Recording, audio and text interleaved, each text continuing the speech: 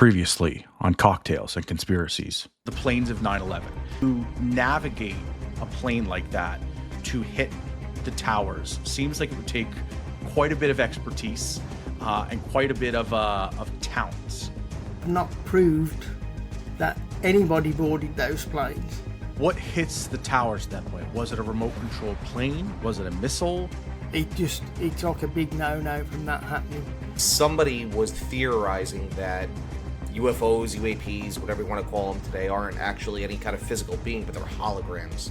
Is there any precedence for duplicate flight incidents? Some of these planes were so far away from the city, I do question the official narrative that these hijackers were able to then traverse those planes across multiple states to get to the city. I do find that very odd, if you will.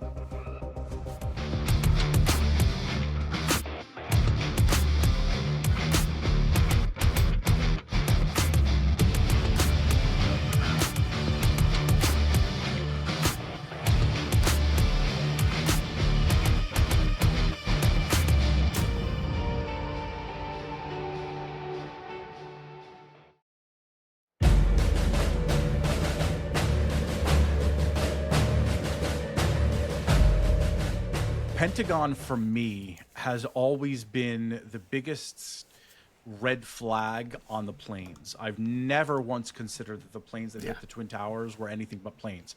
The Pentagon, though, I did. The planes and the towers, I know that there was lack of aircraft parts and stuff like that, and I know that's a whole separate discussion. But for the Pentagon, with the Twin Towers, it just felt like there was so much demolition from what I've subscribed to believe, potential controlled demolitions, that it could have actually destroyed it and getting lost in the mix. The Pentagon, though, was such a cleaner, for lack of a better word, a cleaner, hit, break, here's everything. And the fact that there wasn't anything there. I mean, we're not talking about giant skyscrapers coming rumbling down and spreading over the city. This was such an isolated incident. And there's been nothing. And that's been since very, very early on. That was really the first one to me that I thought might have been a conspiracy, and maybe not even so much a conspiracy as like a directed terrorist attack, that they weren't sending a plane in there. Then you talk the discussion on the angle that the plane had to come down into to hit the Pentagon itself is just really low, where everybody would have seen it or saw it or knew what was going on. So that's been my entry into this. So I'd love to hear, turning the floor back to you, what's going on in the Pentagon. Yeah, I'll head over with that now. So just to be on the record, this is taken from official documents, what we're looking at here. Can you see that okay? Yeah. I'll increase. So we're looking at AA-77, which is Flight 77's radar. So we got the flight path here. Now it goes off radar and we have a missing 18 minutes during this turn. Absolutely nothing. That's the first thing which I find very suspicious, because if the transponder switched off, they should have still had a primary on it. Now that means you've just got like the blip on the screen, right? But you've got something to track. But apparently they couldn't find this plane for a whole 18 minutes. It was less, I think it may have been more for the FAA, 18 minutes, and I think it was less for the other organisation. I can't remember off the top of my head. Might have been who was tracking that flight. Can't think off the top of my head right now, but it had some missing time on that turn. So it goes. Apparently that. Parameters on that too with the radar. When you're tracking a flight, if a flight lands, can the radar pick that up? Not when it goes goes below a certain level, I think. Okay. And I'll say I think on that one. But that's okay. Yeah. I mean, that's always our asterisk to every single one of these episodes is, hey, we're just people talk. We're not the foremost experts in anything. We're just talking, and we're presenting evidence as it comes to us. And that's all we're doing here. So if anybody's out there that's actually in aviation and wants to correct us, by all means, please do it in the comments. But it's not a big deal. Not the end of the world. Doesn't dismiss from the point here. So that's where it goes off, completely off, where they say they didn't track the plane, and they didn't start tracking it again till 9:09, and that would have been in a primary, so that wouldn't have had any identification features about that. So it wouldn't have had the data block on telling you the altitude, the speed, the flight number, destination, all that sort of stuff. So what we do have though is we've got some conflicting evidence where it seems that AA-77 did not make that turn on the Ohio and Kentucky border as we're led to believe. And they all the 4 planes did these turns, didn't they? So the pattern is, it seems to be that they didn't make the turn, what we were told. Now, this is quite, again, damning evidence that was kept away from public scrutiny. And this is the DCC radar evidence that was released under the Freedom of Information Act. Now, this shows that AA-77 did not turn round on that border with Kentucky and Ohio, and it continued to fly on, and it flew over Missouri and St. Louis Airport and into Kansas before making a turn again and heading back towards Missouri before disappearing off radar. Now I'm going to put this up on the screen, and I'll just enlarge that so people can have a look. So we got Washington Dulles here, so we've got the flight path where 77s took off. Now it would have had its data block and everything identifying here of the plane. So it would have known that that's flight 77. And when it gets to this border here with Ohio and Kentucky, that's when it makes this turn allegedly and then goes off. This transponder switched off, goes to primary, so it's not identifiable. It's just a blip, essentially. But what we've got here with the radar evidence, the DCC radar evidence, it's tracking the plane over Kentucky, all the way over to Missouri, and past St. Louis Airport, over into Kansas. And then it makes this turn backwards and then disappears off radar. Now, this radar evidence, when you compare it to the RADES radar, which was submitted by the government, which they show you, and all of a sudden they put these coordinates. The coordinates on this, after, when it's allegedly making the turn, are totally different, and it's taking it in the wrong direction. So what I tried to do is verify this a little bit more, because I believe that AA-77 didn't make that turn and carried on forward. And like I say, went over Kentucky, went over Missouri, St. Louis Airport, and then into Kansas. So that's what you're looking at on the screen right now. So you said that eventually, at some point, it completely disappears off of radar. So what would cause a plane under natural or unnatural circumstances to disappear from radar? I think it's probably descending. Now I can only say this is speculation. I want to identify it as that it possibly could have landed at St. Louis Airport, because that was one of the airports in that vicinity when it was done this turn backwards and headed back into Missouri and then disappears off the radar. Got it. It actually flew over, more or less over St. Louis Airport on the way forward to begin with, and then sort of heads back. Now whether that did that to circle round and head back and land there. But the interesting thing is, and I have got a photograph, but I can't put it up because it's licensed, and I don't want to get you guys in trouble. We appreciate that. Yeah, or myself. That there's a picture at St. Louis Airport, and you've got a fleet of planes which are not United, they're not American Airlines. I think that there might be Continental planes all in a row, and you have one American Airlines plane that looks the same as what the plane was. Ooh, interesting. Flight 77.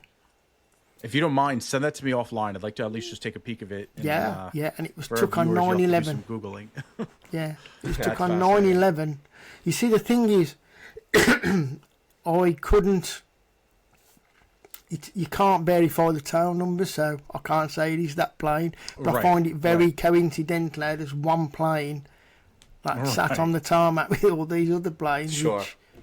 which is different to the fleet. That's, almost Right. like it shouldn't be there. I like to Right. call that common sense evidence. Yeah. So, Well, so to your point on common sense evidence too, Tim, you asked about what could stop a plane from going on radar. I had the same thought as Mark was talking about it, and so I looked it up real quick. And you'll laugh at some of the things. Obviously, transponder failure. That's the most common one that you'd think. But the fact that you're coming back on a transponder kind of rules that out. And then it's a lot of obstructions. So terrain obstructions or being in remote regions. So by terrain obstructions, we're talking about like mountains, right? Sure. Or Yeah. remote regions being over the oceans. And based Sure. on that map we just looked at, I did not see an ocean, and I didn't see any major mountain ranges that plane would have crossed. And then outside of that, either high altitude maneuvers or low altitude maneuvers. And those outside of like stealth technology, Sure. that's it. And as I'm looking through this, I'm literally laughing to myself because you can knock these items out one at a time.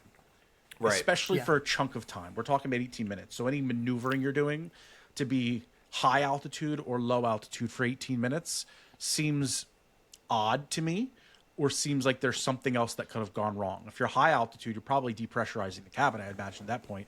And if you're low altitude for 18 minutes, you're probably crashing into something, unless you're in like the Great Plains of Arkansas, as we've always talked about, right? But the tumbleweeds and sand. The tumbleweeds, yeah. But yeah, that's oof. I like this one a lot. This one's So- leaning into what I already felt like I knew, so I feel like a good pat on the back. So with that evidence, I tried to find some other evidence to try and see if this,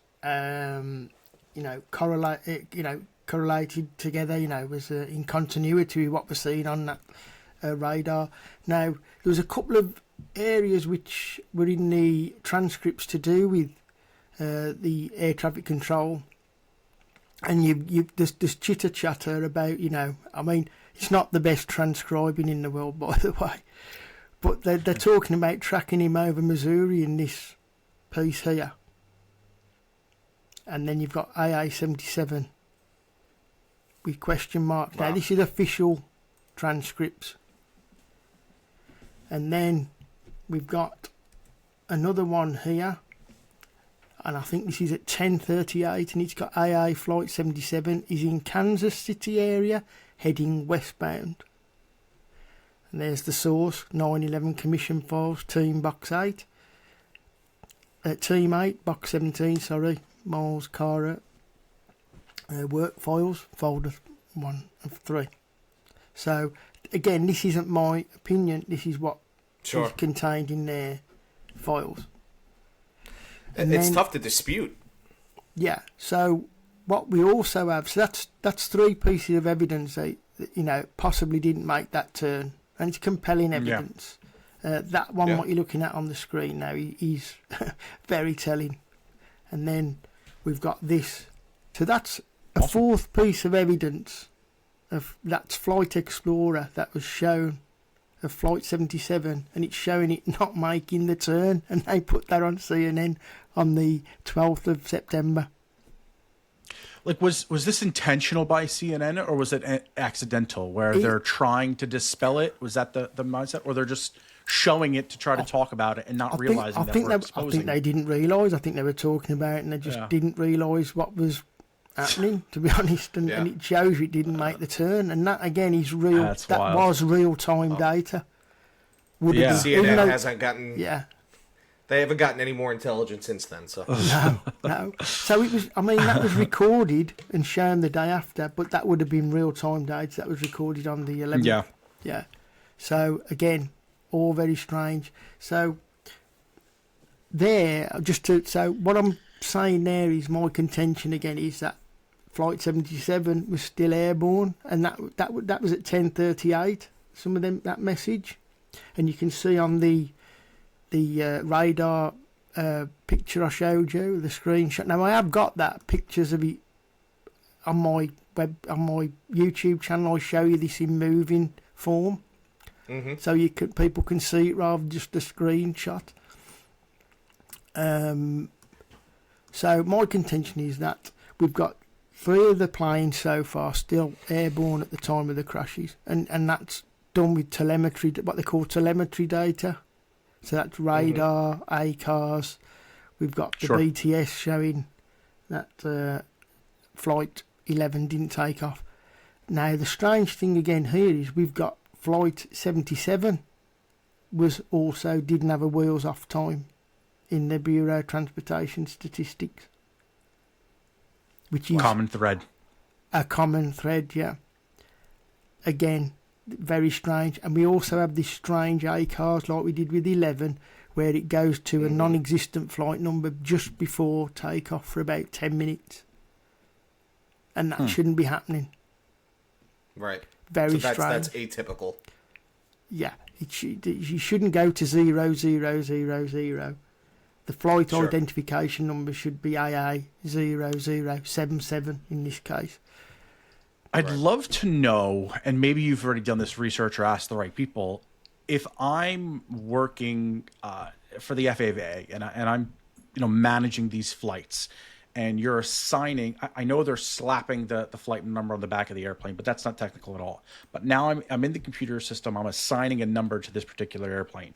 When you reassign that flight number, if you take it off of a plane and put it on another, is that what's going on? Like, does that explain why these numbers are changing and they become anomalous?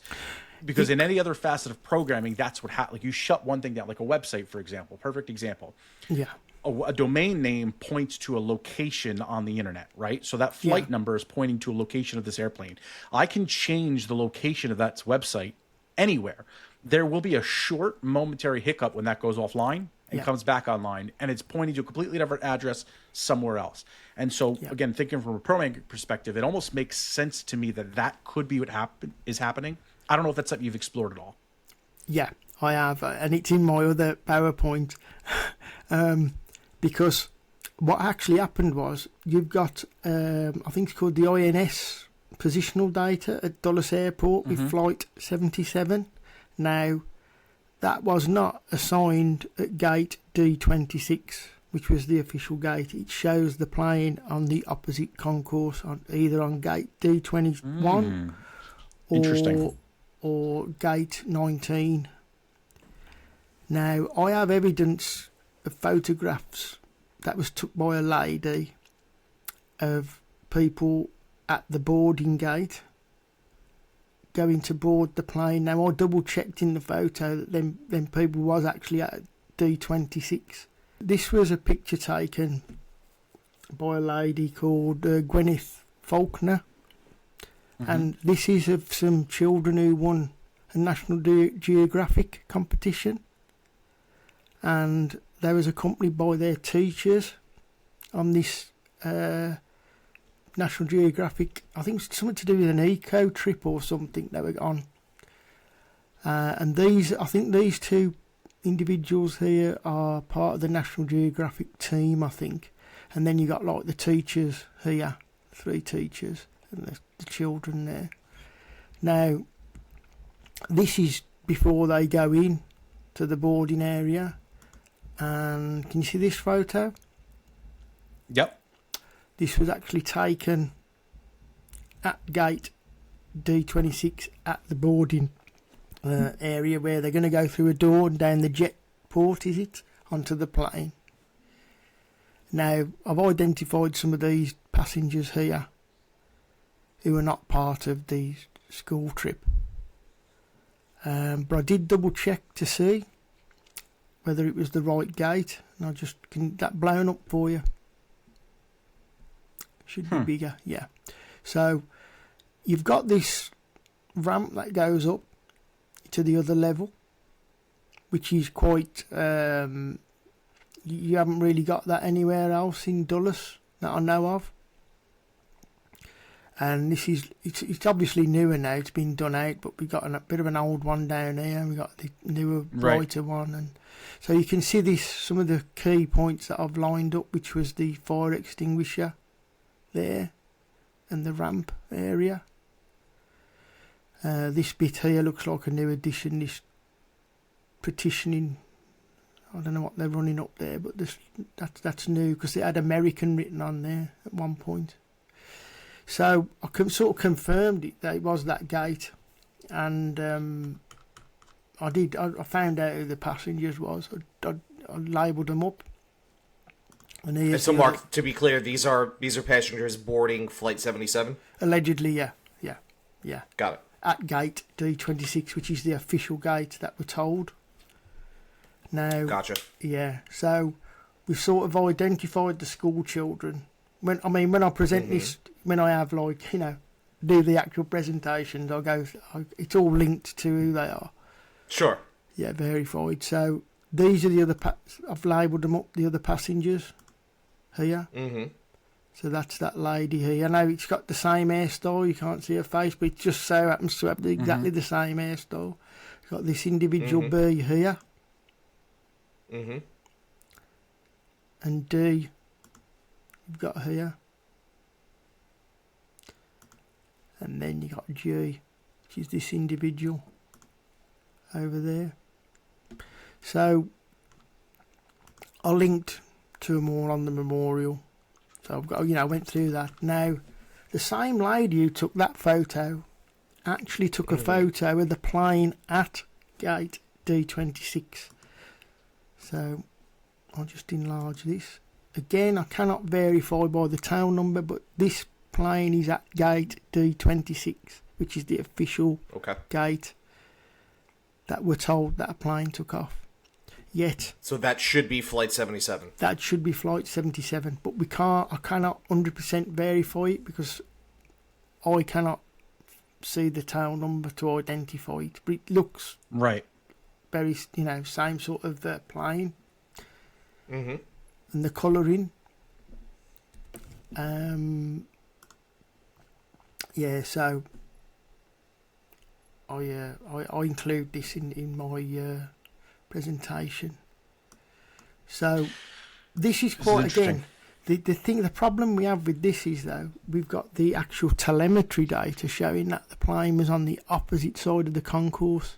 Now you get like a fixed offset when that they have to correct in a plane to do with the coordinates, so that they don't fly in the wrong position. You know what I mean? Like 1,500 feet to the left. They have to do they coincide with the runway, and when you line everything up, it does not coincide with the runway. Now that's the INS data. I think it's the I can't remember the acronym name. There's that many acronyms I have to remember, but again, it's all on it's all on the website. So so we've got that happening with 77. So that's quite. So I have a quick question. Yeah. So going back to the passengers, and you're able to identify who some of those folks are. What's the significance of that? Do we have proof that those people are still with us? Do we have proof that they perished? What's the significance of that? Well, if I'm being honest, I don't know how they met their fate. But what's very strange is that you've got the telemetry data telling you a plane departed, pushed back from a gate on the opposite side of the concourse. You've also got a plane at D26 gate, the official gate, and you've got some passengers going onto that plane. However, we've also got telemetry or database information from the BTS, Bureau of Transportation Statistics, saying that the plane never left the ground. Gotcha. And then we've got the radar, which was withheld and only come out under the Freedom of Information Act, which shows the plane didn't turn around and flew on to Missouri, over into Kansas, and then disappears off radar. So, again, we've got a lot of conflicting official, and that's official data, which does not paint the picture of, how the passage. Now, I don't know anybody who's met those passengers, or if they've disappeared them, or if there was that, just personas, in an operation northwards, perhaps. But right. I have studied the exercises, and I have got a document that details an exercise on 9/11, which is, I think it was carried out over in Washington. And they had, you know, when they do these exercises, you have calling cards, you have pretend witnesses, they have props to, you know, Right. they can insert. They're quite elaborate. Oh, Right. yeah. Now, just to pick up on some of the chitter-chatter on the recordings when they ask about, is this real world or an exercise? Yes. What people take real world to mean is in, like, our real world. Mm-hmm. But in military terms, I've come across evidence that real world means actually a live military training simulation Right. exercise, Not necessarily in like a technological simulator. like something it's happening organically. in real life. Yeah. All right. Right. When they talk about real world, Interesting. this is why you've got one of the operators who, when they said a plane's gone into the towers, she says, "Cool." Oh, cool. You know, I mean, Mm-hmm. I can't comprehend somebody saying cool when something like that happens. And Yeah. you've got, Right. Yeah. You've got, I think it was Major Nassifani, that when allegedly Flight 11 goes into the tower, the first plane, he thinks they've started the exercise too early, an hour too early, which is going to tie into something I'm going to mention a bit down the line, which is, again, very, very shady evidence, which I come to learn about. So these exercises could have been really embedded in what we're looking at with a lot of this conflicting evidence. Right. Now, are you aware of Amalgam Virgo 02? Not 01, 02. No. I don't Not think I. so. It's not familiar to me. Okay, well, that was an exercise that was planned for June 2002, and they were going to use real Delta Airlines employees, have FBI agents as hijackers, and they were going to run a simulation that was of a hijacked, very similar hijack scenario. And we've also got evidence that I think it may have been on the 31st of August 2001, one of the exercises that they were running, they were using simulated cell phone calls. And that's documented. Simulated cell phone calls from the plane. Yeah, part of an exercise. That's always been one of the things It's that like- made me scratch my head the most. Yeah. It is 2024, and I cannot take my cell phone on that plane and call anybody from it. And I know that, particularly with United Flight 93, where everyone was calling home and whatnot, there was one guy, I forgot his name off the top of my head, but I was just literally listening to the radio transmission the other day, and they said he had a satellite phone on the plane, and it just struck me as odd that any civilian would ever have a satellite phone. Yeah. Even in the early 2000s, again, I'm going to say late 90s because that's the era of technology we were in. Yeah. A cell phone at that time was not like the cell phones we necessarily have today. You know, they No. were much bigger, much bulkier, and they definitely didn't work. And they don't work today. And so that's always being on a flight and like thinking of all these scenarios, I've often thought, you know, if we were going down, I would send my texts. That way, by the time we got low enough for what, maybe the phone would send it afterwards. Yeah. But the voice communication to me has always been a really big point of contention on all of these flights. Yeah. And even the whole movie of United 93, right? Like there was a movie about it, and there's pretty good chronicles on, you know, what happened on it. How do you know? And I understand the movie took its own liberties, but the chronicles that we've seen written on the official narrative, they've described everything that happened. And I don't know that you can get that out of a single phone call. Put No, that aside. Maybe one person had a satellite phone. How are there multiple calls off there? People aren't walking around with satellite phones, and they're still probably not working that well. So that's always been something that's bothered me. The idea of that being simulated in advance. Yeah. Well, now that starts to make a little bit more sense. Well, again, simulation can mean part of an exercise. So if you look at Betty Young, Correct. now, I'm very respectful because he's like you ran with at the start about respect for the families and that. This is very, very sensitive areas when you're talking about this. So, you know, you have to have sensitivity. Now, it's not out the realms that Betty Young could have been part of an exercise taking place where one of the Flight 11s went up with with no passengers on, just crew, which was part of an exercise. I'm sort of leading to what I have come to from the evidence, and I'll go over this quickly before I come to 93, because there's a pile of evidence with 93, which is even more than the other flight, actually. So, if you imagine that Betty Young, were, you know, there was, I mean, are you aware of Betty Young saying she was on Flight 12? I have heard of that, yes. Yeah. Yeah. And Amy Sweeney said the same. She was on Flight 12, and they say it twice, which is bizarre. That was the return flight that they would have been getting to come back if they'd have made it to their destination. They'd have been coming back on Flight 12. So was it through stress that she said that? But there's some interesting things. You know, there's a lot omitted from that phone call. They won't let you hear the whole phone call, which I find, again, yeah, it's an absence of evidence. But again, unusual. Yeah, we can say, well, if you've got nothing to hide, you know, let's hear that. Always the case. Yeah. So, but there is some strange things on that with Betty Young, because you're not getting any. If she rang from the airphone, she rang reservations. Now, I find that strange that she rang reservations, but if she did, it was coming from the airphone. So it's possible that would have got through. It wasn't a cell phone, it was from the airphone.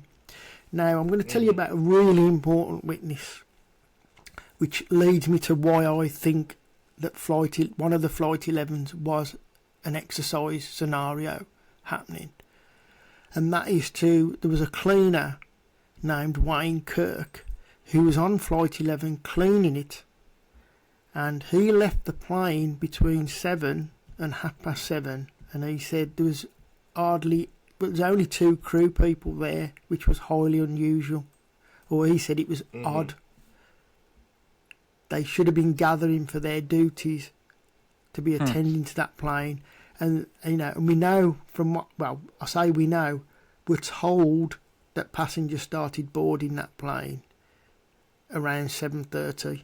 Now, if he left between 7 and 7:30, you would think that there'd be more crew there tending to things for that flight, you know, on their duties, but there wasn't. He said there was only 2, which was unusual, which leads me to believe that perhaps that plane was part of an exercise, which is why it was still airborne. Right. And heading to Washington. Now, I don't know whether you're aware of some reports in Washington that, and there was only 2 reports of this, that the Secret Service rang the fire department and said a plane had crashed into the White House. This come from the Secret Service. Now... Yeah, I do recall hearing that. Yeah, well, we know the Secret Service in the past have run scenarios of training of planes going into the White House. The interesting thing with this report is the fire department was sent out as well with a structural team in case the building was unsafe. And when they all got there, everything was fine. So, which makes me question, was the Secret Service running an exercise of a plane crashing into the White House? It's very possible they could have been doing that to make such a phone call at 9. Sure. I think it was something like 9:40 or something, or before, off the top of my head, and to have a structural team sent out as well. So that is very, very strange. It's very strange. Now, was Flight 11 taking part in that exercise, and was that why it was over heading towards Washington? You know, for 9:40, which it ties in with the time perfectly, to be honest. Now, if it had been over there, are you aware where Reagan National Airport is compared to the White House and the Pentagon? Not exactly. I'm not without seeing it on the map now. It's about a mile from the Pentagon. Okay. And it's right there, it's very close. Yeah. And if Flight 11 was coming down where we were told, it would have been passing by the White House to land at Reagan. Now, Reagan's a very key airport, a very secure airport. Again, something that a lot of people don't know, Reagan National Airport closed for 23 days the only airport to do that on 9/11. Really? I didn't realize that. Interesting. Yeah. And they even, I think there was a threat that it might not ever open again. Now, that aroused my suspicions with Reagan, because it's it's in the military area. Right. You get what I mean? It's controlled airspace. You can't just fly around there. So that made me very suspicious with this, again, the no wheels off time, Flight 11 still being airborne, and these reports, with the Secret Service of a plane going into the White House. Do you think those Secret Service reports could have just been a mistake and said the White House over the Pentagon? I mean, it sounds like the timing kind of adds up. Yeah. Well, is it possible? It's possible, but I think it was after the Pentagon. I'm sure it was at 9:46, which sort of ties into Major Nasifany's his thoughts when he said the exercises weren't meant to start for another hour, which would have been 9:46, right.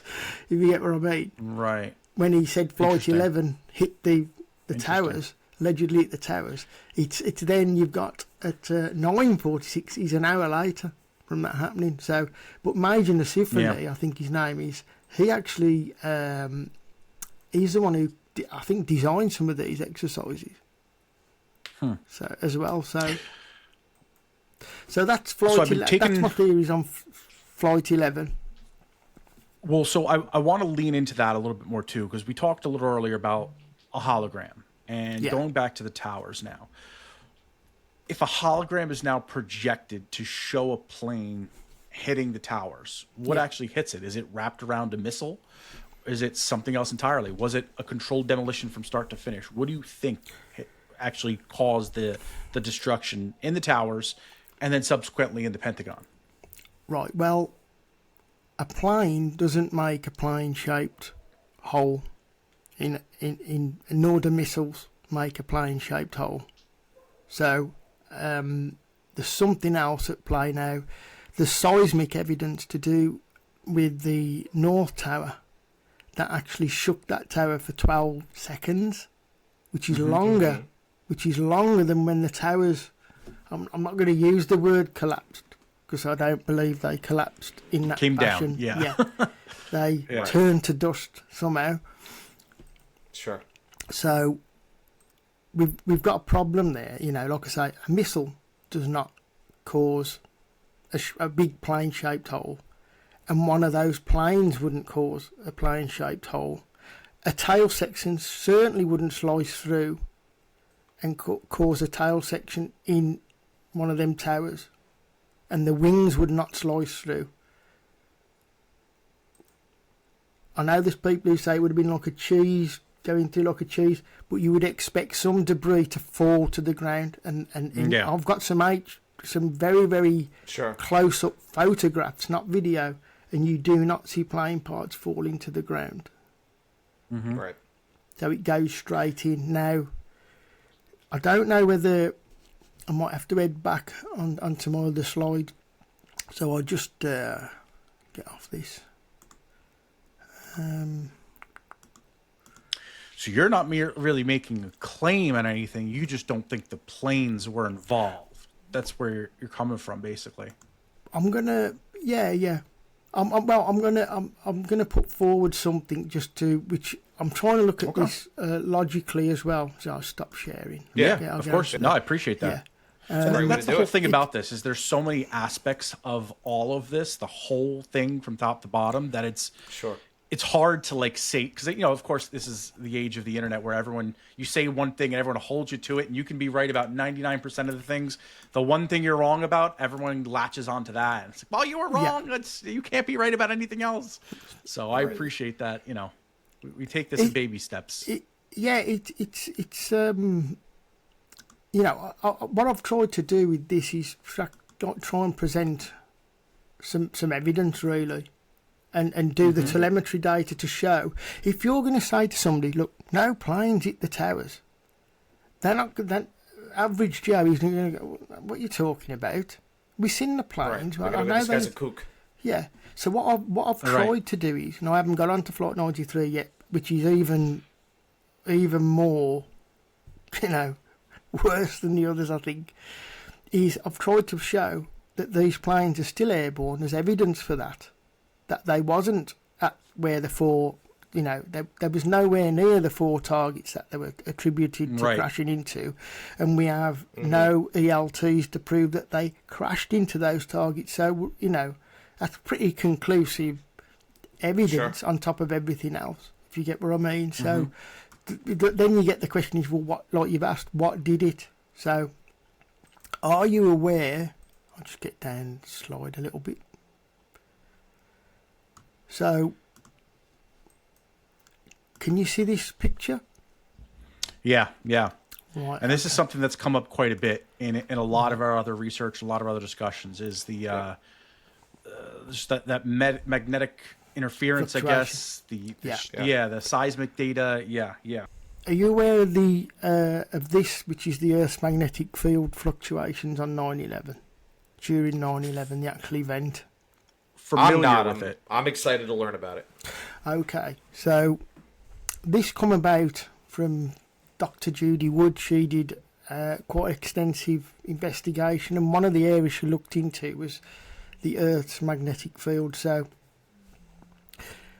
she noticed that when both the towers got their, I'll say, plane holes, that there was disruption in the Earth's magnetic field. And I've just done a bit of a close-up. You can see quite a bit of a dip there at 8:46. It disrupts, and then we've got, if you go back to this one, it starts disrupting all the way through the event, right the way up to when Building 7 goes away, if you want to use that term. Sure. So we've got these fluctuations, and we've got the same for the Pentagon. We've got this dip, and they all correspond. It's a bit hard to see the lines. I might have to just blow that up. You get the dip up, and you've got that dip down. So you can see this corresponding dip, and they're all dipping on that one. And then I'll just move on to the next. And then at 10, I've got two times on here, and there's a good reason for this. You've got 10:03 a.m., which is the official time Flight 93 crashed. Again, you've got this fluctuation going up, and then you've got a dip at 10:06.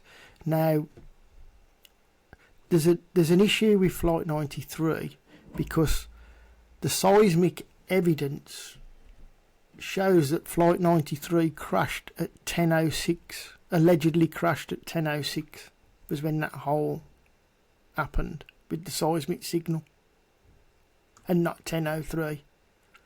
Now, they lent on the seismologists to try and get them to fall in line with the 10:03 for some reason. And there's lots of reports of 10:06, but the seismic data shows it was 10:06. And as I was saying with Flight 11, when that impacted the towers, it actually caused a seismic signature reading of 12 seconds, which is longer than the seismic reading for 500,000 tonnes, the building falling to the ground, which is kind of strange. Yeah. Yeah, carry on. What would cause this? What are some theories? Well, some would say it's a signature of directed energy weaponry, which is what we've heard. Some theories surrounding specifically the Pentagon. Yeah. There's quite a bit of evidence for the Pentagon as well. I mean, Dr. Judy Wood did put a lot of evidence to do with the towers in her book. Where did the towers go? Which was quite compelling. You had these 1,400 cars which were toasted, and there wasn't even anywhere near the Twin Towers. I think there was something like a quarter of a mile away. Wow. Yet you've got them okay 1 minute, and then the next minute they're all what they call toasted. Engine blocks have turned to dust, disappeared. Paper survives. So this could have been something along them lines of a directed energy, but something interfered with the Earth's magnetic field, which plane crashes don't do. Sure. And I'll risk a stupid question. That's okay. No, that's fine. When we're talking about the Earth's magnetic field, are we Yeah. talking about in one specific location of the Earth, or are we talking about like the whole Earth? Well, this was, I think it was up in, I can't remember which station this was recorded because there's such a lot of information. But it was recorded, I don't know if it was at several stations or a particular station. It might have been up in Alaska. I'd have to double check that. But it's in Where Did the Towers Go book. Gotcha. And Dr. Judy Wood covers that quite in some depth and the significance of it. Probably, much better than I can because she, she's a lot more, She's the expert on it, right? Yeah, she collected thousands of photographs and she's presented a lot of very, very strange anomalies that you wouldn't get with a plane crash, that you wouldn't get with a collapse. I mean, just to mention, people ignore that you had two 500,000 ton buildings that fell to the ground and only caused a 2.1 and a 2.3 seismic signature, and they didn't have what they call an S and the P wave in. Now, if you had a controlled demolition, you would have had the S and the S wave or the P wave in there. Right. You do not get that. So it's the equivalent of, if you imagine sitting on your bed and when you get up off the bed, the bed sort of comes back. Sure. That's what was sort of happening. It's the equivalent to the ground moving back up rather than something falling and to it and causing a kinetic, rumble through that ground. Right. That's the only best way I can sort of explain that. Why you've got the absence of the P waves in that sort of fashion. Yeah. If it had been a controlled demolition, you would have definitely had the P waves, and it never went below ground level. That's the other thing when the building, turned to dust. So it's as if something was turning it to dust from the top down, and you had probably, I would estimate probably 85 to 90% of the building was turned to dust, and just the lower part is what actually was left to fall, because they'd have ruptured that bathtub that they were built in, the dike, what was holding back the Hudson. There was a good chance that them buildings would have would have been flooded out because of 500,000 tonnes causing a lot more damage, shall I say. There's some minor damage, I think, where that to use some tying it back, but it wasn't significant enough to completely flood the place, which is what I think would have happened if those buildings would have collapsed how they said. And you have, there's lots of strange effects with with that as well. Paper survived as well. You had some people who survived in the stairwell who walked out. It seemed like walking out on a football pitch. The rubble pile is non-existent really. So it's very strange. It's funny you mentioned paper. On that day, I actually happened to be homesick from school, and I don't know why. I was 14 years old. I don't know why I would have had the news on, but for whatever reason, the news was on, and I remember seeing what looked like snow at first, and I'm like, okay, we have reports of a plane hitting the World Trade Center, and why does it look like it's snowing? And what it was paper. There was paper all just all over the place. So it's ironic that you bring up the paper thing. Yeah.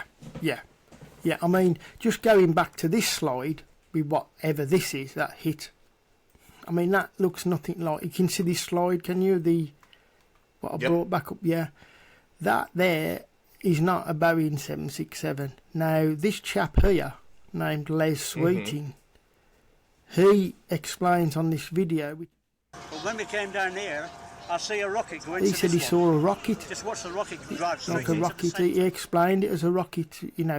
Instinctively said the second one hit the building was a rocket, which is very similar to what you'd think if you've seen a glimpse of that. And a lot of people said a small plane hit. And again, it was covered up by the FBI in a report about a Cessna hitting the towers. Now, I believe that a lot of people who think they saw a small plane. If you look at this picture here, what's there, you could quite innocently think, of a blink of something travelling at 500 and, 86 mile an hour or something. That could be a small plane, or a rocket, or a missile. You could believe that, So I think there was a lot of misidentification because whatever that 3D volumetric technology that they were using wasn't quite perfect back on 9/11, and there was a lot of interference, which I think would have been caused with that technology because of, like I say, to do with the Earth's magnetic field being interfered with.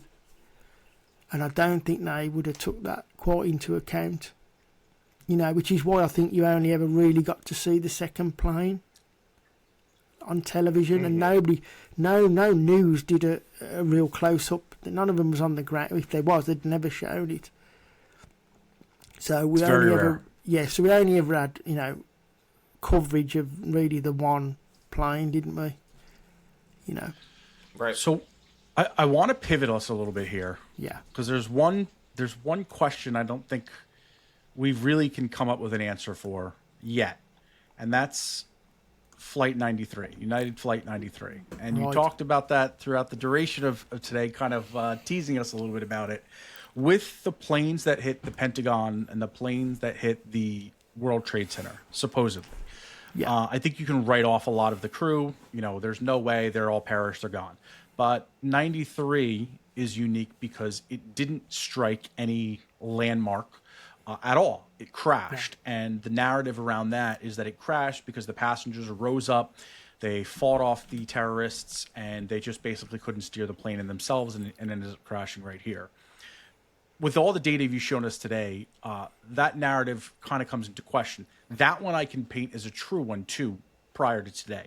But with all the different data we've seen, the inconsistencies, and 93 seems to be looped into that as well. Yeah. So what happens on 93? If it doesn't hit a target, it just lands in the middle of nowhere. Is there a reason? Or is there something more that we're missing? Well, I'll just go back. We're told Flight 93 took off at 8:42 a.m. That's what we're told officially. Again, the Bureau of Transportation statistics show it took off at 8:28, not at 8:42. So again, we've got this conflict. So this is where it starts to get a bit murky with things. So I'll push on. Can you see the slides okay? Yeah. Yep. Okay. I'll just get that there. So there we go. So we're told, if we look at again what I've just mentioned there, that Flight 93 took off, and it was not going to plan with the official story. So at 8:42, we're told it took off. It actually took off at 8:28 according to the Bureau of Transportation statistics. Now, we do have an eyewitness named Triton White, who was a football player back in his day, who was on the tarmac, and he was informed. I'm just going to see if I can get this up. He was informed that the flight, he's seen some passengers being loaded onto a plane, and he was informed that was Flight 93. Because they would come back, they'd have the Monday night football, he'd come back on the Tuesday, or they come back and they get the VIP treatment of how they get off the plane and stuff. And he was told that when he observed passengers getting onto a plane on the tarmac, that was Flight 93. Now, are you aware of Mark Bingham, a passenger? I have heard of that name. Yep. Yeah. Well, it's admitted in the official documents that Mark Bingham was not assigned a seat on Flight 93. So was he not on the manifest? He was not on the manifest either. Wow. Isn't he the one, for those that are listening and don't necessarily know who we're talking about, he's the one that was sort of championing the revolt on the plane and eventually tackles the terrorists or tries to take them down? Am I thinking of the same person? Yeah, Okay. I'll just explain this because it's quite interesting because not a lot of people know this. He, going back to the phone calls, so he rang his mother, didn't he? Alice Hoglan was her name then. Yep. For some reason, she changed the name to Hoglan. I've still not got to the bottom of that yet, whether it was through marriage or something else. But Mark Bingham's name is put on a memorial as Gerald Mark Bingham. Now, I know his dad's name was Jerry or Gerald, but I find it highly strange why they've referred to him that way. And it's not just on that headstone or that memorial stone that's built for him. There's other places where he's referred to as Gerald Mark Bingham. But Mark Bingham's name officially is Mark Kendall Bingham. Now, Alice, his mother, was a flight attendant for United Airlines as well. Oh, I didn't know that. So they tried to, in this report that I've read, she tries to say, to offer an explanation why his name is not assigned to a seat on the flight, as because he was travelling on her pass, employee pass. Interesting. But this, again, this doesn't hold water for me, because when you fly that manifest, you have to account for everybody on there. Right. And he's not accounted for on the early version of the manifest. He's not on there. And there's no way they'd close that door without assigning him a seat, whether it's in business, economy, wherever. He would be on there. So this is highly strange why he's doesn't show up on that flight. Now, apparently, according to Mark Hall, who was, I think, Mark Bingham's partner, or going to be his partner,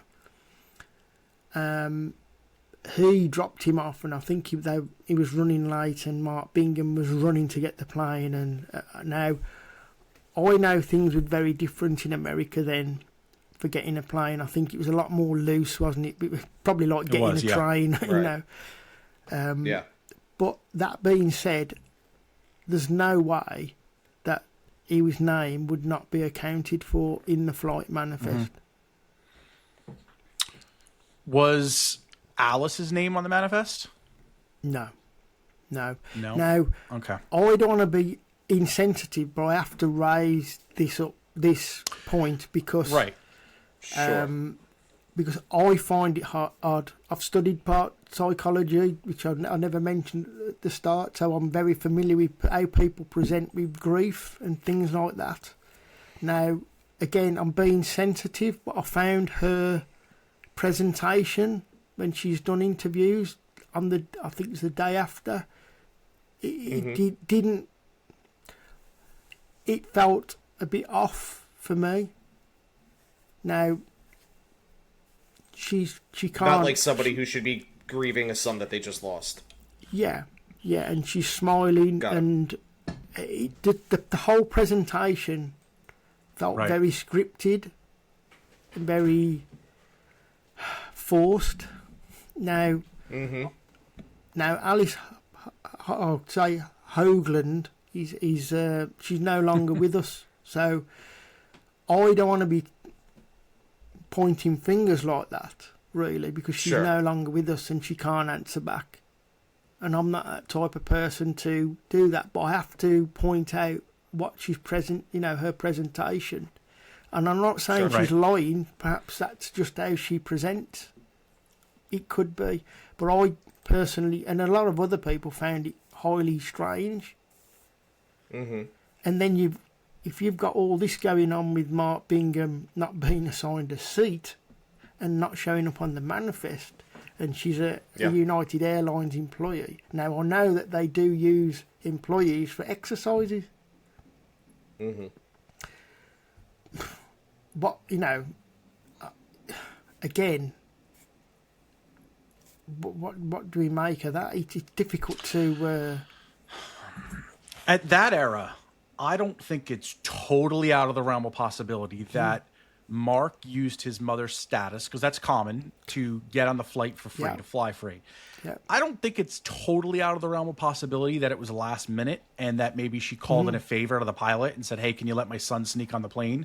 Because to your point before, is like airports in America at that point, you could go right up to the gate. You really didn't have to go through like 75 layers of security. And now you can't do that at all. But then you just, I mean, people, you see the old films and stuff, not even that old films. You see films from the 2000s. People were standing outside the gates when people got off. That doesn't happen at all. Hasn't happened in most of my flying years. But then it wasn't like that. So is it out of the realm of possibility? No. I think it's unlikely.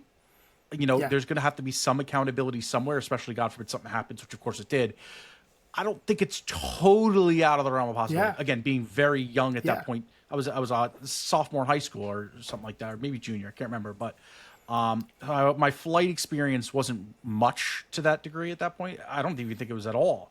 But yeah, it's question marks around it. I wouldn't say yes or no either direction. It's a hard one to digest. Yeah. Which is why I tend to just point these things out, if you get what I mean. Sure. Things that appear. I think with the presentation the way she was doesn't help the earlier points that with that, which is people deal with grief in different ways for sure, but it is unique. I think to like another story completely off the topic of 9/11, but there was a disappearance of a young girl named Madeline McCann out over, I think it's in Portugal. And this will be a great conspiracy theorist episode with you and me, Tim, later down the line. But the whole crutch of it, the point I was trying to make is that her parents seemed very calm in all of their appearances post the loss of their child. Again, people deal with grief in very, very different ways. There's a video most recently of a shooting going on in school where a teacher's like laughing. It's a nervous laughter. But I think after you've been able to step out and digest it, I've lost both parents, right? So I've went through those emotions. I think it becomes very difficult to present yourself in front of an audience and maintain complete composure. I maintained my composure at both of their funerals. No issues at all. Most people had commented like, oh, I'm surprised you're not like more broken down. And you go through a mental process of like isolating it. I totally get that. So again, maybe that's not the total tell, but to be laughing and giggling, if I was with friends, I'd use that opportunity to kind of decompress a little bit. But in front of the public, I think, especially given the circumstance of 9/11, where like at the time you're dealing with what you assume is a terrorist attack. This isn't like, this isn't nothing. And so I'd be inclined to think that your composure would be a little less maintained. My 2 cents on that. But again, like you said, it's hard to throw stones at somebody that's not around to defend themselves, just observationally. It's an observation. But something else, there's another account, which again is in the official account, of a fueler called Anony Mousa.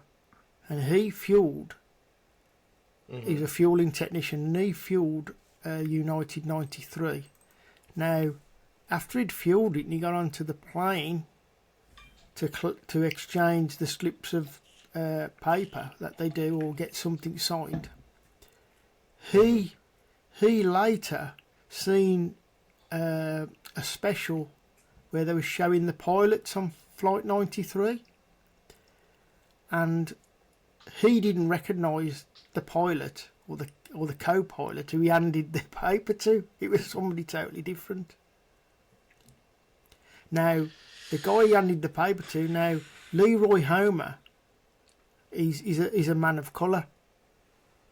The person he handed it to was not, and it was not the other pilot. I think was it Jason Dahl, I think, and he didn't recognise him either.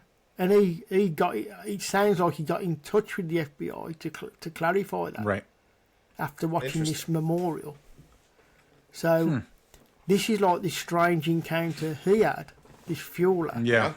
on the plane and didn't recognise the co-pilot, the named co-pilot that we were told. Now this again ties into was the two planes, because we have the BTS Sure. saying 8:28 the plane took off. We have the official one, which is 8:42. Now this is where it goes completely off the rails. Now I'll get back onto this and I'll go through it quickly for you. So Sure. I'll just share that screen again. Back onto that. That's the one, I think. Yeah. So we've got the ACARS data, right? So this started pinging. So we have flight. I've not included all of them, by the way, because I'd be here forever. But all these little squares are ground stations for the ACARS routing. So what you have is Flight 93 took off here, and apparently done this U-turn near Cleveland, quite close to Delta 1989 there, and it turned round and then it allegedly crashed in Shanksville. However, at the time of the crash, I mean, it was pinging ACARS messages here, here, and over here. Now, over here is Champaign, Illinois. Now, this message was received at 11 minutes past 10. And as we know, that we're told Flight 93 crashed at 10:03. Now, Champaign, Illinois, I think that's probably roughly about 500 miles away from Shanksville. Now, the radius of them ground stations is probably 200 or 300 miles at best. So, why is the plane over here being picked up and pinging with these, being routed through the messages?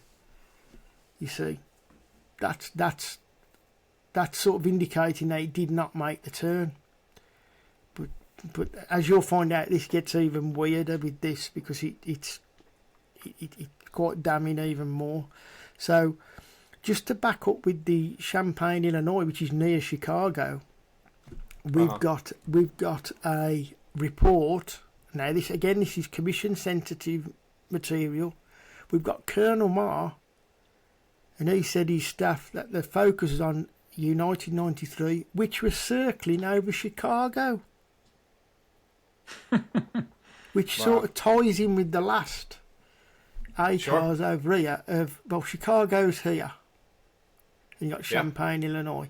So it could be between these two radiuses around here. So what was United 93 doing circling round Chicago?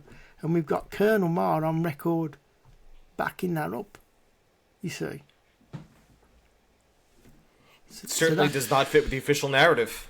It does not fit with the official narrative. Then And consistent across all four planes too, right? it's They all appear in different areas. They're all pinging different. Yes, Yeah. right. Then we have this news report at 11 minutes, at 10 past 11 in the morning, saying that United 93 originated in Chicago and flew to Cleveland. Now, this could be an erroneous report, but I find it strange how they're saying that it was in Chicago and flew to Cleveland. Was there a report of 93 circling and then heading to Cleveland? Which there was some reports that they said that Flight 93 possibly did land at Cleveland. So again, I'm reading between the lines of that, but I've found that very interesting, that report. You see, but being as we have two pieces, of telemetry data, showing Flight 93 over near Chicago. So again, that's very damning. Yeah. It just doesn't make sense. I think I mentioned this earlier, right? The questions surrounding this day, 9/11, that I really gravitated to was inside job, controlled demolition, or some other source that kind of brought those buildings down.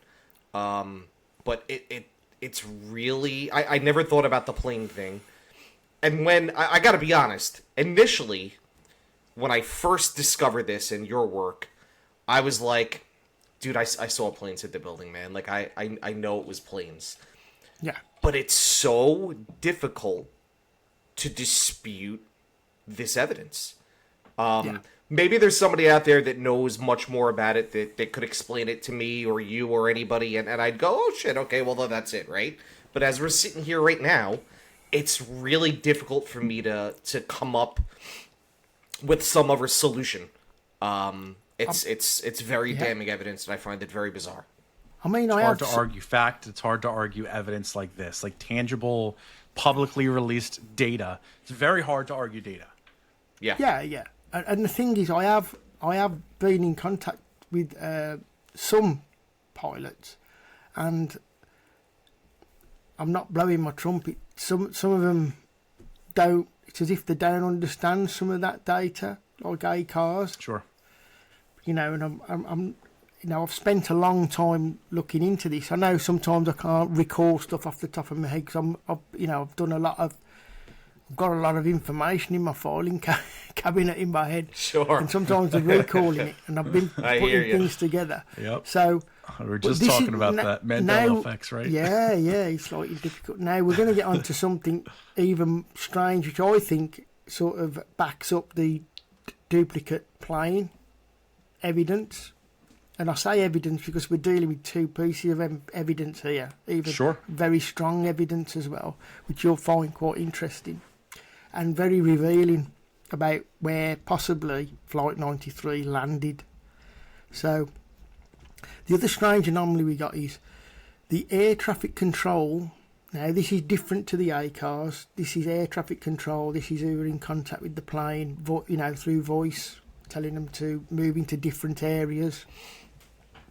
Mm-hmm. Their last coordinates placed Flight 93 15 miles past the crash site in Shanksville, proving that the plane hadn't crashed. So I'm just going to find this and bring it up. So there we go. I'll just enlarge that for you. So when you put the coordinates in for Flight 93, what they give on the air traffic control transcripts, and you can also hear this on radio as well, recordings. When you put the coordinates in, it places, so we got the crash site there, it places the official coordinates place Flight 93 15 miles past the crash site and heading to Washington, which was one of the things they put out, wasn't it? They said, it's heading for the White House, which I find a bit coincidental considering what that reporter told you about earlier. Yep. Yeah. So, and now this was, do we have a time on this? Yeah, this would have been after the crash. So this was post when it should have crashed in Shanksville. Here we go. So take into account the universal time. So this is the transcripts here. Sure. And at 14:11, which means 11:10. Yep. It's got last reported position. Now this is actually reported at this time, if you get what I mean. So there will be a delay, as in like if they noticed it at 10:03 or 10:10, then they're reporting it on the chitter chatter of the air traffic control at 14:11, which is 11:10. So it gives you the precise coordinates there. Look, and that again, this is official evidence. It's not my opinion or So and that places it 15 miles past the crash site when you put the coordinates in. That's crazy. Now the other thing is we've got more official evidence, which is to do with Linda Justice.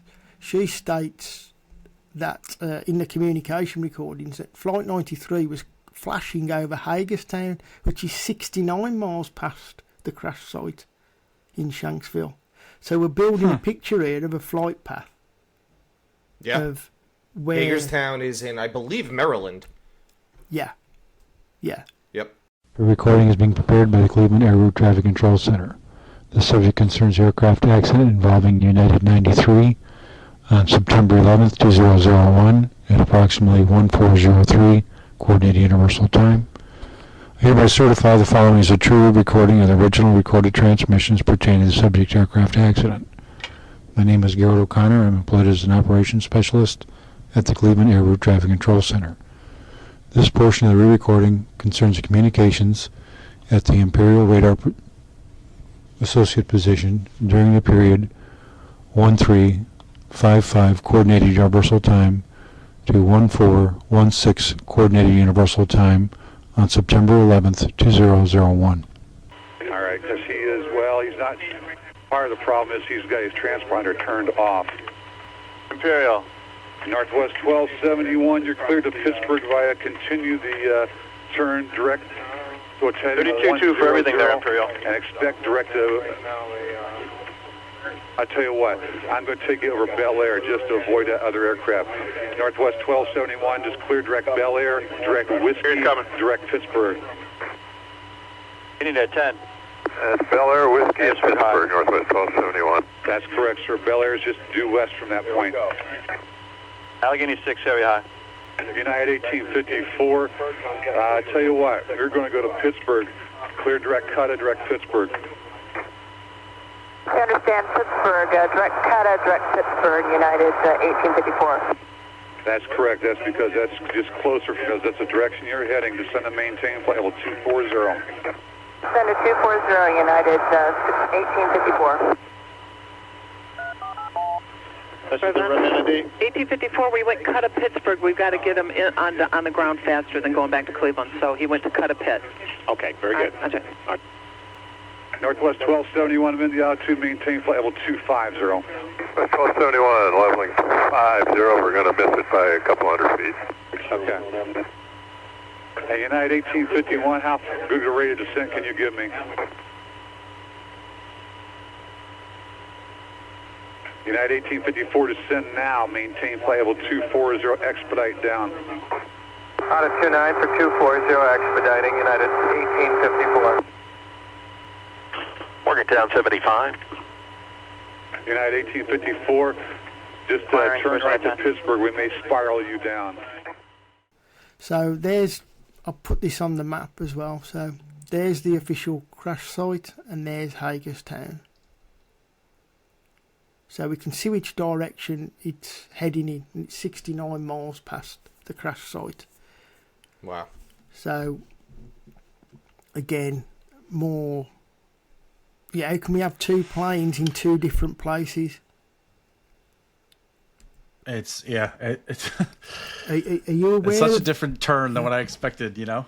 Yeah. Are you aware they changed its flight plan to Reagan National Airport?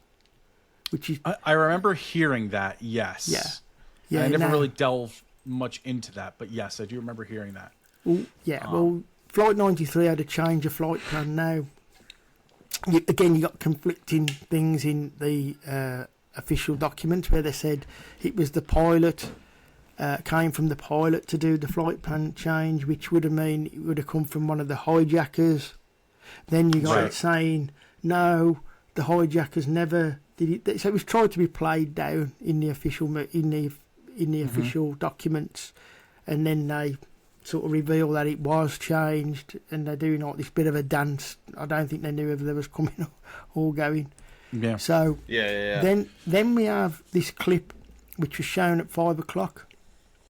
And then disappeared off the radar screens right here outside of the Pittsburgh area, a place called Shanksville. We don't know what happened there. What's kind of odd about this one, Joey, is that at some point after flying past Pittsburgh, the pilot apparently radioed and changed his destination to DCA, which is Ronald Reagan National Airport.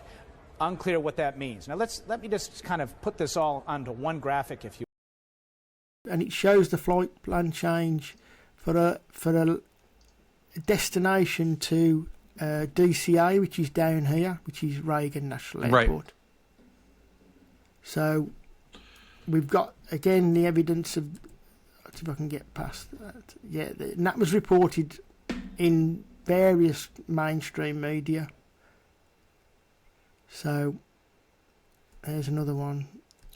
To lend further weight to it, we've got this screenshot from Flight Aware, which confirms that Flight 93 or United 93 landed at 10:28 at Reagan National Airport. And then we get even more evidence of this. So I'll just find that. This come from a spreadsheet, an Excel, which was under a Freedom of Information Act, and it shows that Flight 93 landed there at DCA at 10:28.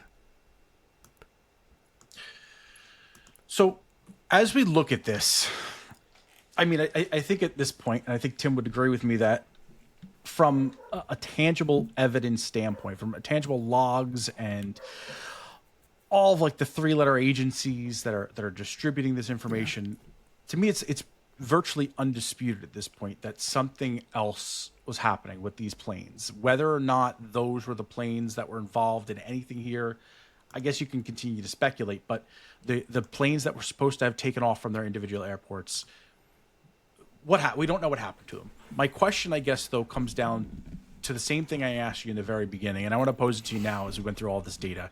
And if you speculate, that's perfectly fine. What about the people? Where were all of these people that supposedly got on these planes, and what happens to them?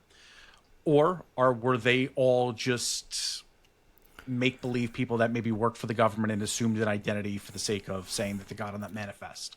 I mean, I don't doubt that the manifests were made up, right? I certainly don't doubt that. But before we even started, I pulled up a couple random names. Bingham was one of them, obviously. Interestingly enough, there's a Deborah Bingham, not to be confused with Mark, that was on 77.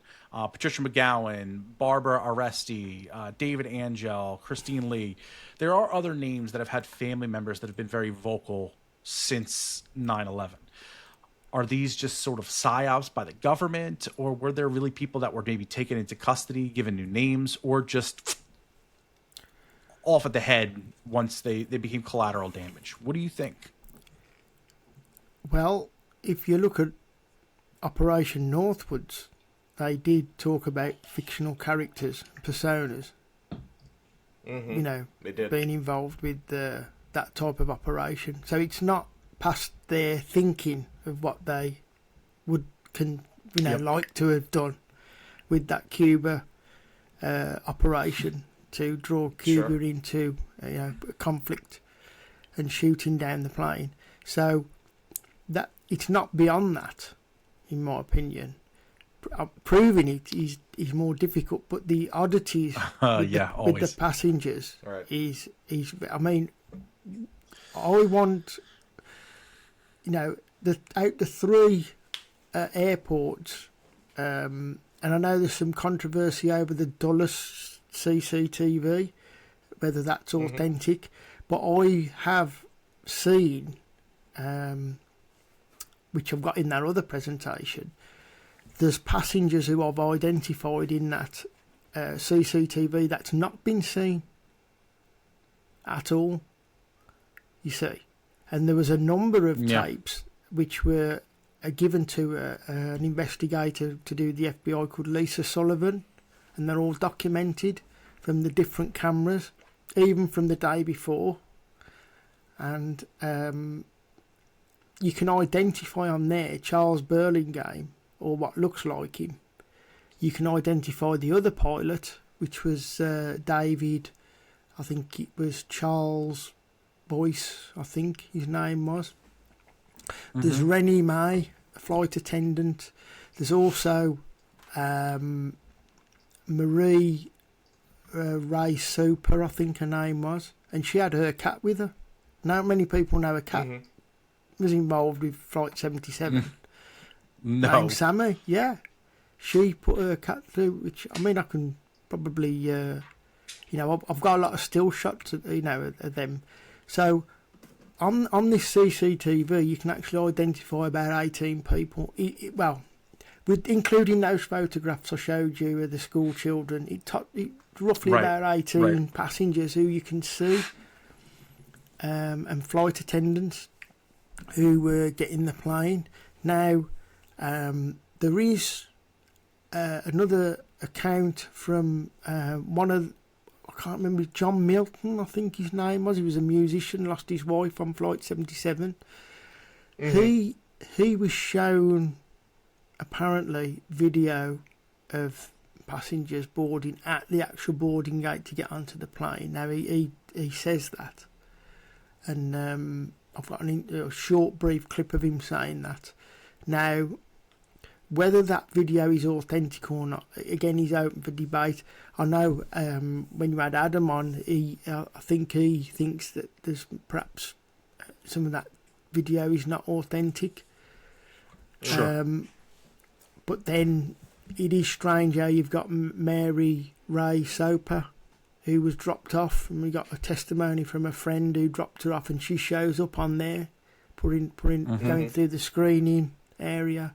Right. And we've got some other passengers, so that's a difficult one. But but there is, there is a paper trail of the release of these videos, which I've got the document for, showing what was released, and then going through it, and you can see what passengers show up on there.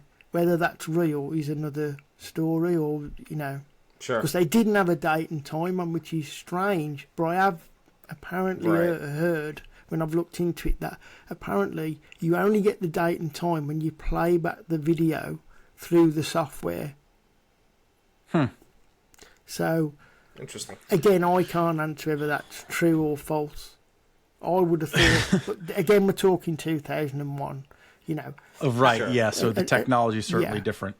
And Adam might have more to shed light on that, but I can say I've got videos from Dulles that's not been seen, and there are passengers getting on it which you can identify, and 2 pilots, and some flight attendants, and a cat in the box.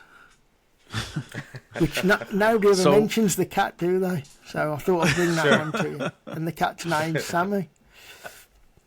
As with most of these types of conspiracies, especially ones that are relevant to like our life today, I feel like I come in like I'm just on the precipice of knowing everything, and I'm going to leave having all the answers solved, and then I leave with so many more questions because there's so much more information to digest, and I feel like that's how it was again today.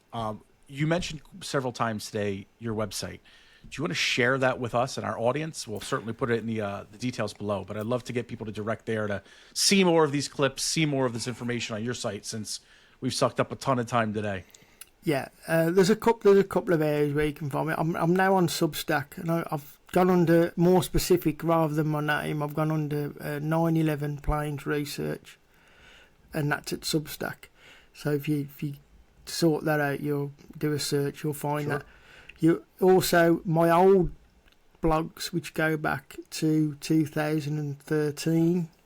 There's my original one, which is mark-conlon.blogspot.com. So there's that one. Okay. And then I've got literally it's a mirrored version of it, which is 9/11 Planes Research .blogspot.com, whatever it is. Yeah, so if you look them up, there's that many things, and I've got my YouTube channel, although I'm restricted what I can post there. So, but I've got a BitTube that's channel, always the case.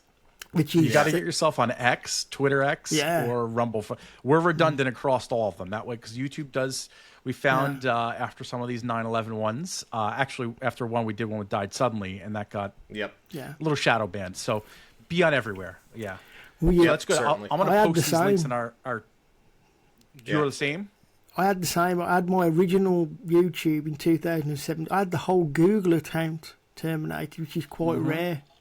Yeah, and that was after I appeared on Richard D. Hall's show, you see. I'd been on Richard D. Hall's show with Andrew Johnson, exposing a part of the psyop to do with the video fakery, which was put out to lead people away from the technology.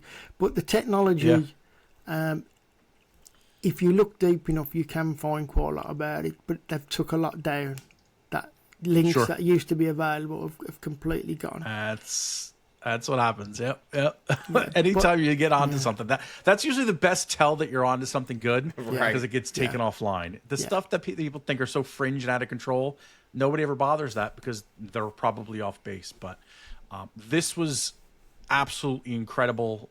We have eaten up a ton of your day over there, but we cannot thank you enough for sitting and spending the time with us. This isn't going to be the last time. As we kind of digest all of this and go through it, I'm sure we're going to be pinging you to try to come back on and dive in a little bit more. Thanks for having to our me on. audience out there. Yeah, seriously. Thank you. I know we've been trying to make this work for a Thank you, while Mark. too. No, seriously, to our audience out there, please like and subscribe this. If you enjoyed this, I'm going to post all of Mark's contact details in our description below, so check that out. As you can see, he had tons of slides, and he's got tons more on his YouTube channel and his website. So there's a lot more to dive down into this. It's a fun rabbit hole, and hopefully one that we can kind of get to the bottom of soon. So May I just put a call out to some people who've helped me in the past? please do. Yes, I'd like to thank Yeah. Andrew Johnson who checked the evidence. He's been very helpful to me in the early days as well. Richard D. Hall, who had me on his show, which got a lot of the earlier research out of done, which is a bit different to this research. And Norman, 9/11 revisionist, I'd like to thank him. I'd like to thank Matt at MES. He's been a really great help with some of the video stuff, and we've been trading things because he's interested in the planes now. And I'd also Adam, because Adam gave me a recommendation, so I'd like to thank him for that, and I hope he looks into that with the CCTV, Adam, because I think he's got a good team around him by the sound of it. So I'd like to thank him as well for recommending me. Absolutely. And That's check excellent. them all them people out. I'm jotting down these as you go through. Expect some emails from me for those of you I haven't talked to yet. So, seriously, thank you again. And to our audience, until next time, we'll see you.